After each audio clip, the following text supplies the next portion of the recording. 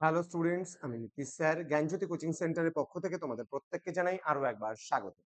তো স্টুডেন্টস, আজকে আমি তোমাদের সঙ্গে আলোচনা করব সিক্স সেমিস্টারের এসইসি পলিটিক্যাল সায়েন্সের অতি গুরুত্বপূর্ণ একটা টপিক, সেটা হলো এফআইআর।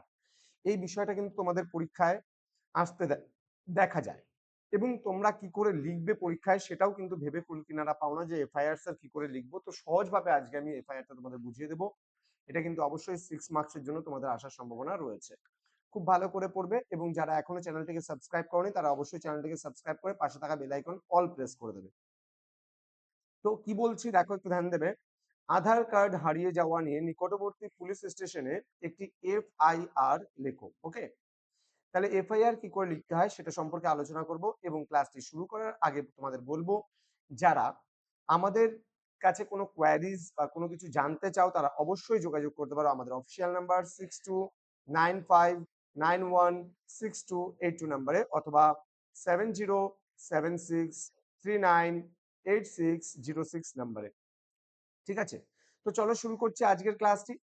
এবং এফআইআর তোমাদের কি করে লিখতে হয়, ফার্স্ট ইনফরমেশন রিপোর্ট। ওকে, যেমন সবার প্রথমে থানার নাম লিখবে, যেমন নকশালবাড়ি পুলিশ স্টেশন আমি দিয়েছি, বা নকশালবাড়ি থানাও তোমরা দিতে পারো। তারিখ দেবে, কোন তারিখে তুমি লিখছো। আর জিডি নাম্বার একটা জায়গা লিখতে হবে, এবং জিডি নাম্বার এটা থানা থেকে কিন্তু দেবে, জায়গা কিন্তু রেখে দিতে হবে ডট ডট দিয়ে। হ্যাঁ, এবার মূল বিষয়বস্তুটা লেখা শুরু হবে। লিখবে সবার প্রথমে অফিসার ইনচার্জ, নকশালবাড়ি থানা, নকশালবাড়ি। তোমরা যেই জায়গার থানায় রিপোর্ট করতে চাও সেই জায়গার থানায় কিন্তু তোমরা অবশ্যই নামটা দেবে। বিষয় কি, আধার কার্ড হারিয়ে যাওয়ার জন্য এফআইআর। ওকে, এবার কি করে লিখবো আমি দেখো।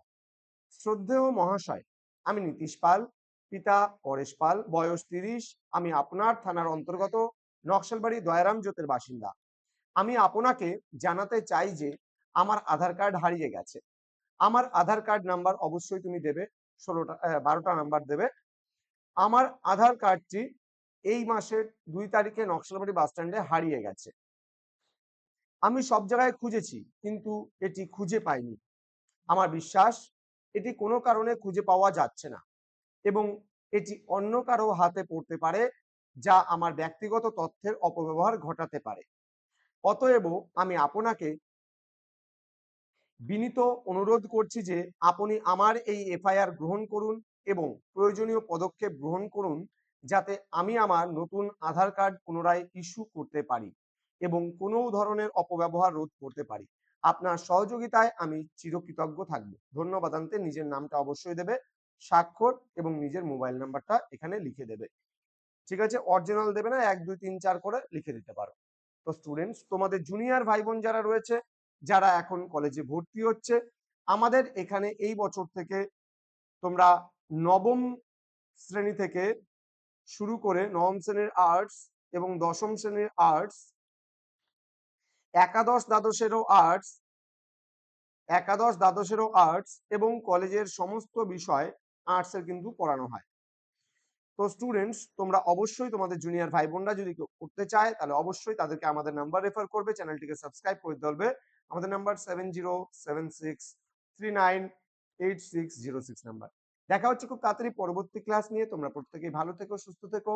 থ্যাংক ইউ সো মাচ, আর পরীক্ষার জন্য প্রত্যেককে all the best. Thank you.